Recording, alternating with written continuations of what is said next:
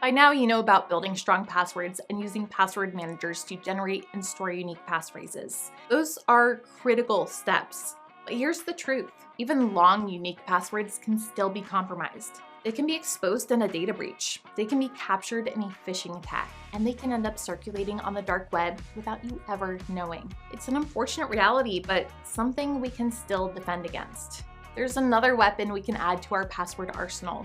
We're talking, of course, about multi-factor authentication, or MFA for short. MFA requires 2 or more different types of verification before granting access to an account. Typically, that means something you know, like your password, plus something you have, like a code from an authenticator app, passcode sent via text message or email, or a security key, or something you are, such as a fingerprint or facial recognition.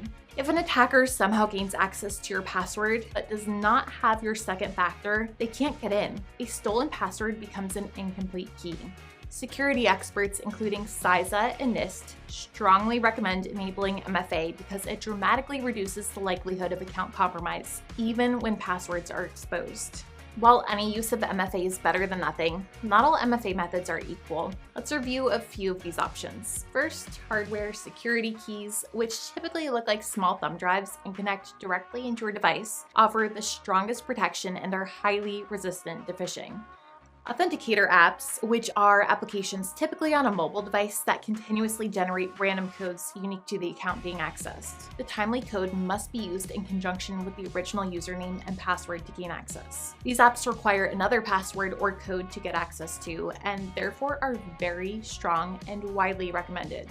Push notifications, which are messages sent to a device requesting the user to approve or deny a login. These are convenient, but often riskier. Cybercriminals have been known to launch MFA fatigue attacks in which they enter the stolen credentials, then spam out these push notifications to users in hopes they accidentally or unknowingly click approve, allowing the cybercriminal access to the account. Lastly, access codes sent through text or email are another popular MFA choice, and while they do offer some level of security, they're more vulnerable to interception or SIM swapping. Yes, MFA adds a few extra seconds to your login process, but those extra seconds can prevent significant financial loss, data exposure, and organizational impact. If you have not already enabled MFA on your important accounts, now is the time. Work with your IT provider to ensure you're using the strongest available method.